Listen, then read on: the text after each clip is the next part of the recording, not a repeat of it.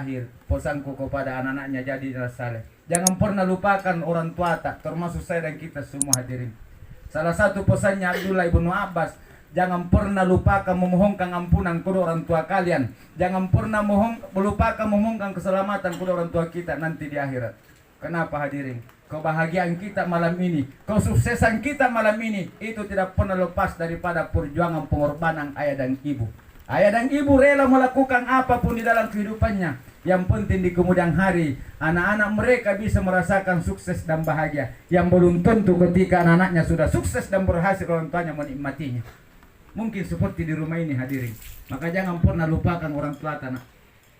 Malam ini saya tidak mungkin bisa seperti ini hadirin, kalau bukan karena jasa-jasa dan pengorbanan ayah dan ibu saya. Ayah dan ibu kita tidak pernah mengeluh karena kita.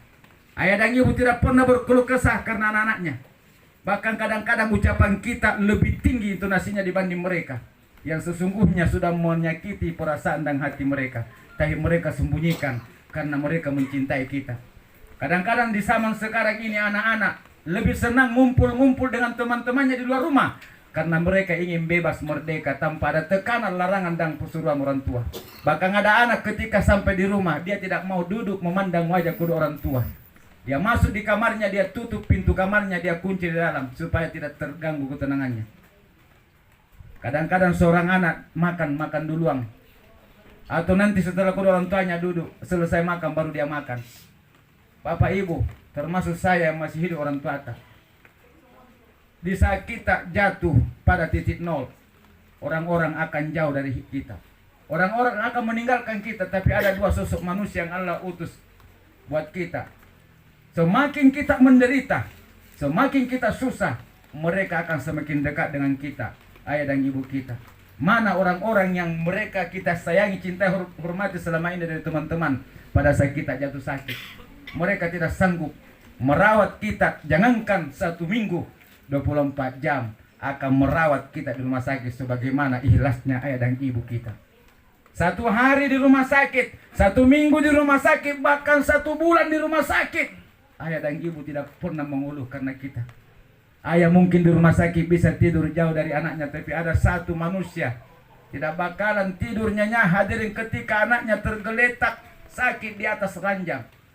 Kalau tidak ada tempat tidur di samping anaknya yang sedang sakit, kalau mangana kadang ngalle kadira. Na tinro cilon rampit na katinruan anakna. 5 kairina na panjari patlungan. 5 kananna talamari kina sapu-sapu. Padahal gitte minne sayang 4 risi yatim na amakka. Gitte minne nasabas sikap-sikap tak biasa tergores hati ayah dan ibu kita. Tapi giliran kita yang butuh, dia tidak pernah jauh tangan kasih sayangnya di tubuh kita. Makanya biasa nih kajariang hadirin, bagana mondrang makna di tangan balaka, bagana mondrang totoan di tangan balaka, kenapa selalu kunjungan neraka.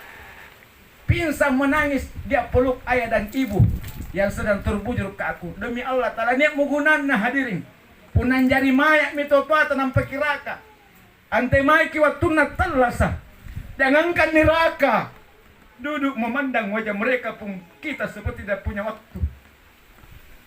Karena nek mortina kamase punam monran pitoto ya anjari mayak pi nampaki bau nampaki raka. Maka kepada saudara-saudaraku yang masih hidup orang tuanya, jangan nanti setelah jadi mayat orang tua atau tandrek miribalak ke toto ata nampaki ro kipasukku kebatianta sama mereka muko membaran tama kiribalak ka foto-foto namami yang mata kitua dirinding kamase foto-foto namami mapatta kitua kuntu mene biasa tak burus sejatnya matanya. Ada debu yang melekat di foto ayah dan ibu. Anda tengah lampatan ngalir isu. Kilap itu foto pak. Temaki waktu natalasa. Natandra nalek pak di sapu-sapu bukulen na toto ya. Kita sibuk dengan teman di luar. Yang pada saat kita miskin mereka akan pergi. Di saat kita sakit mereka akan jauh. Besok lusa kita masuk di rumah tinggal foto ayah dan ibu. Saat itu kita akan ambil dari tempatnya tergantung. Kita bawa masuk di kamar. Di situ kita cium hadirin. Bahkan kita peluk sambil tidur. Tapi tidak ada lagi artinya ketika tinggal kertas foto-foto yang kita mani tidur. Maka kepada saya dan kita semua yang masih hidup orang tuanya, jangan sekali-sekali pernah memberikan kata kasar, apalagi tindakan-tindakan yang bisa menyakiti perasaan dan hati orang tuanya. Allah ridanya Allah simpang pada orang tua tak, murkanya Allah simpang pada orang tua. Maka kepada anak-anaknya yang ditinggalkan, bahagiakanlah orang tua tak di sana. Dengan cara apa? Lakukan salat 5 waktu, apapun yang terjadi. Hanya ini yang bisa dirasakan oleh ayah tadi kuburan. Sampai mau meninggal, dia masih mencari uang untuk siapa? Bukan untuk orang lain, untuk istrinya, untuk anak-anaknya. Coba bayangkan Pak, harus bekerja sampai tengah malam, orang tua seperti itu. Ada anaknya 3, masih kecil 1. Ayah tak menunggu di sana, nak. Jangan pernah tinggalkan sembahyangmu. Orang-orang di sana saling mengunjungi. Ada yang kagum dan ada yang heran. Wahai malaikat, apa yang membuat tempatku lebih mulia dibanding dunia? Apa yang membuat tempatku lebih menyenangkan dibanding mereka? Biistighfari wala dikalaka. Nasabani anak nu bokoi kamase. Anak nu talamari tak buru-buru seri matanna. Apalah popor untuk ikau dengan Allah Subhanahu wa taala di tengah baginya. Yang sudah mau masuk apa? SMA. Kemocik kalau waktu tah. Jauhi orang-orang yang membuat Anda jauh dari salat. Jauhi, tinggalkan, tidak ada gunanya. Orang tuamu menunggu di sana. Bayangkan sampai jam 1 dan 12 malam ya. Malas, untuk siapa itu?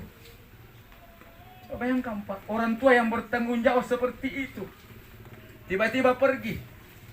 Dan ingat, sembahyang itu akan merubah kehidupan. Yang kedua, baca Quran. Jangan pernah tinggalkan baca Quran, khususnya anaknya di sini. 1 huruf yang Anda baca, Allah kasih pahala buat kita 10 kebajikan. Allah kasih 10 ibunya, Allah kasih 10 bapaknya, Allah kasih 10 gurunya. Jadi jangan pernah jauh dari Al-Quran. Wahai yang ditinggalkan 3 orang nanti. Yang ketiga, siapa teman-temannya orang tua tak? Muliakan kalau dia datang. Oh, biasanya orang dapat tukunne, asuruh bayu kopi. Maka anak yang berbakti, dia yang akan bikinkan kopi untuk temannya orang tuanya. Itu salah satu cara berbakti kepada orang tua yang sudah meninggal. Tetap memperbaiki hubungan sahabat-sahabat orang tua tak. Tapi yang paling terakhir, kalau ada utang piutangnya selesaikan. Saya kira ini saja yang bisa kami sampaikan. Semoga bermanfaat buat saya dan kita semua, terkhusus kepada almarhum. Dengan kedatangan kita semua hadirin menjadi asbab bahwa almarhum ini adalah orang soleh, almarhum ini adalah orang baik-baik. Karena kita buktinya datang di tempat ini sampai hujan pun kita masih bertahan. Alhamdulillah.